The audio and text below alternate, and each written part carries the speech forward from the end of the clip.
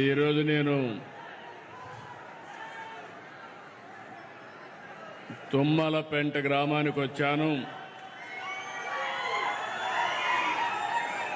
నా మనసుకు దగ్గరగా ఉండే మత్స్యకారుల్ని కలవడానికి వచ్చాను.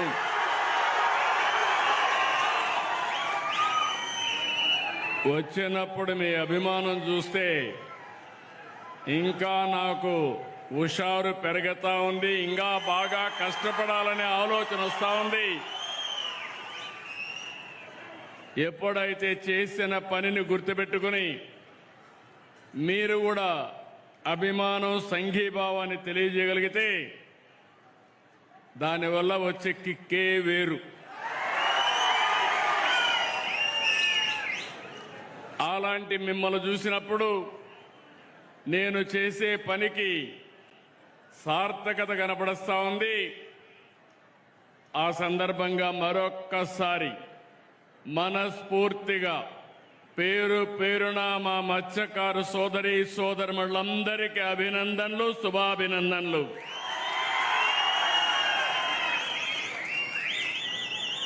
ఇప్పుడే స్థానిక శాసనసభ్యులు కృష్ణారెడ్డి గారు నేను ఇంతవరకు చూడలేదు, చాలా హుషారుగా బాగా మాట్లాడుతున్నాడు.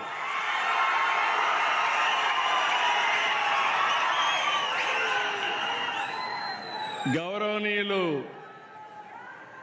ప్రజాసేవ కోసమే రాజకీయాల్లోకి వచ్చిన ప్రభాకర్ రెడ్డి గారు, ఇంకో పక్కన సహచర మంత్రివర్గ సభ్యులు అచ్చెన్నాయుడు గారు,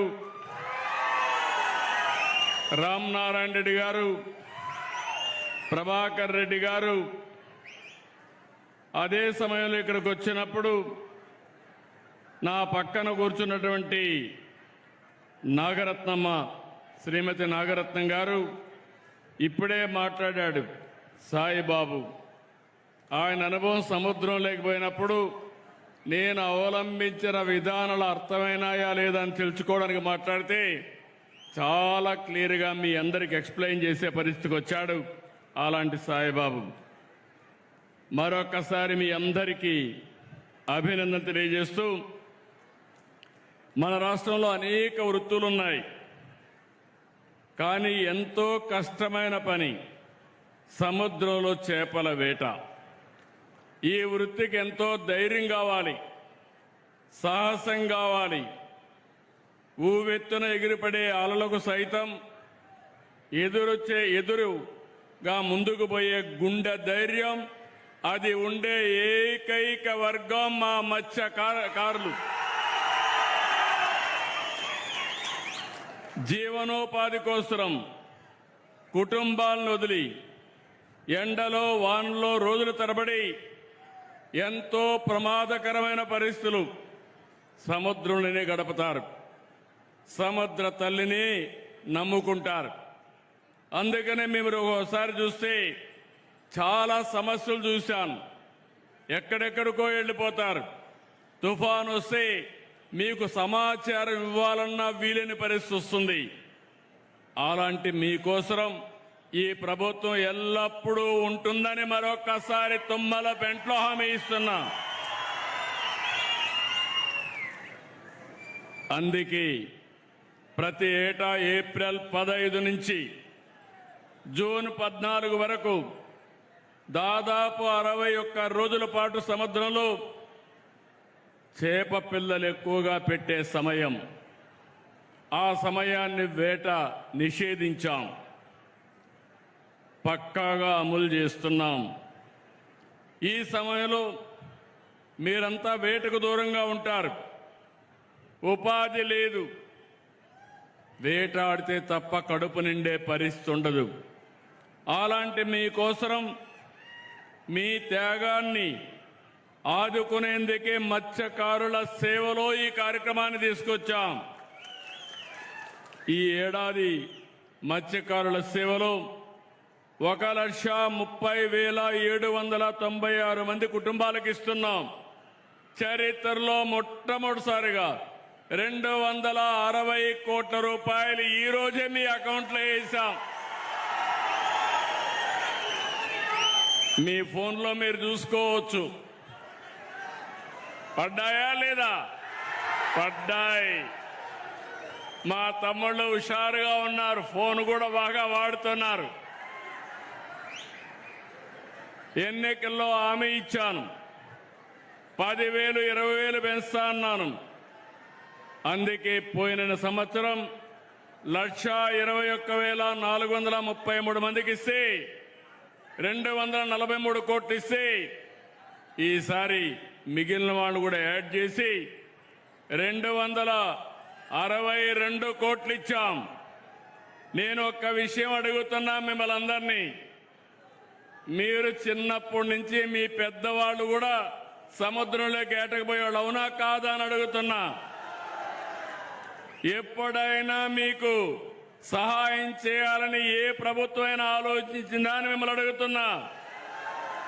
మొట్టమొదటిసారిగా మిమ్మల్ని గురించి ఆలోచించిన వ్యక్తి నందమూరి తారక రామారావు గారు. ఆ తర్వాత నేను ముఖ్యమంత్రి అయిన తర్వాత నేను చూశాను మిమ్మల్ని. సముద్రంలో వేటగా నిలిచిపోతే పూట గడిచే పరిస్థితి లేదు. అందుకే నేను ఆ రోజుల్లో సమైక్య ఆంధ్రప్రదేశ్లోని 31 కేజీల బియ్యం వేట సమయంలో మీకు అందజేసిన వ్యక్తి నేనేనని చెప్పి మీ అందరికీ తెలియజేస్తున్నా. ఇంకో పక్క ఓసారి సముద్రంలో తుఫాన్లు వస్తాయి. తుఫాన్లు వస్తే 1 రోజు 2 రోజులు కాదు, తుఫాను రాకుండా ముందు వచ్చిన తర్వాత కూడా సముద్రంలోకి పోలేరు. అందుకే 50 కేజీల బియ్యం సహాయాన్ని రెట్టింపు చేసిన ప్రభుత్వం తెలుగుదేశం ప్రభుత్వం, గుర్తుపెట్టుకోవాలి. మళ్ళీ 2014-15 ఆ రోజు మళ్ళీ ఆలోచించాను. 2000తో ప్రారంభించాను. 2016-17 మళ్ళా 4,000కు పెంచాను. 2019 10,000కు పెంచాను. అదే 5 ఏళ్ళు ఇచ్చారు తప్ప ఒక్క పైసా కూడా మీకు ఇవ్వలేదు, అవునా కాదా అని మిమ్మల్ని అడుగుతున్నా. ఈరోజు మీ ప్రభుత్వం వచ్చింది, మళ్ళీ 10,000 నుంచి 20,000 చేసిన ప్రభుత్వం ఈ ప్రభుత్వం. నేను ఇక్కడతో ఆగడం లేదు. సముద్రం మీ పక్కనే ఉంది. సముద్రంలో అపారమైన సంపద ఉంది. ఆ సంపదను ఉపయోగించి మిమ్మల్ని అందరినీ పేదరికం నుంచి పైకి తెచ్చే బాధ్యత ఈ ప్రభుత్వానికి హామీ ఇస్తున్నా. మామూలు కాదు. 1053 కిలోమీటర్లు సుదీర్ఘమైన తీరం మన సంపద, మన బలం. లక్షలాది మత్స్య కార్మికులు జీవనోపాధి పైన ఆధారపడుతున్నారు. నేను అందుకే అక్వా పైన, ఇంకొక పక్కన మీ ఆదాయం పైన శ్రద్ధ పెట్టాను. ఈరోజు మీరు ఒకసారి చూస్తే 14-19 మత్స్య సంపద ఉత్పత్తి 19.18% పెరిగింది. అదే కాంగ్రెస్ వచ్చింది, వైఎస్ఆర్ కాంగ్రెస్ వచ్చింది. 19-24 మధ్యలో 4 రెట్లు పడిపోయింది. 5.43 మాత్రం అభివృద్ధి జరిగే పరిస్థితి వచ్చింది. మళ్ళీ నేను ఒకటే ఆలోచిస్తున్నాను. రాష్ట్రంలో వ్యవసాయం తర్వాత, నిర్మాణ రంగం తర్వాత ఎక్కువ ఆధారపడేది మత్స్య సంపద పైనే మీరు ఆధారపడుతున్నారు. రాష్ట్రం ఆధారపడతా ఉంది. ఈరోజు మొత్తం దేశంలో 28% చేపలు ఎగుమతి చేస్తూ ఉంటే దాంట్లో 38% మన రాష్ట్రం నుంచే చేస్తున్నాం. దేశంలో రొయ్యల ఉత్పత్తిలో 80% ఆంధ్రప్రదేశ్ నుంచే ప్రపంచానికి ఎగుమతి చేస్తున్నామంటే అది ఆంధ్రప్రదేశ్ సత్తా. అయితే ఈరోజు నేను ఒకటే ఆలోచిస్తున్నాను. ఇంతలా రాష్ట్రానికి ఖ్యాతిని ఆదాయాన్ని అందించేలా చేస్తున్న మీకు అన్ని విధాలా అండగా ఉంటాం. ఏదో పెద్ద పెద్ద అక్వా ఫార్మ్స్కే కాదు, నా మనసుకు దగ్గరుండే మత్స్య కార్మికులకి అండగా ఉంటానని మరొక్కసారి హామీ ఇస్తున్నా. మెకనైజ్డ్ మోటరైజ్డ్ డీజిల్ పడవలకి 9 రూపాయలు సబ్సిడీ ఇస్తున్నాం. మెకనైజ్డ్ పడవలకి 3000 లీటర్లు, మోటరైజ్డ్ పడవలకి 300 లీటర్లు సబ్సిడీ అందిస్తున్నాం. 26, 27,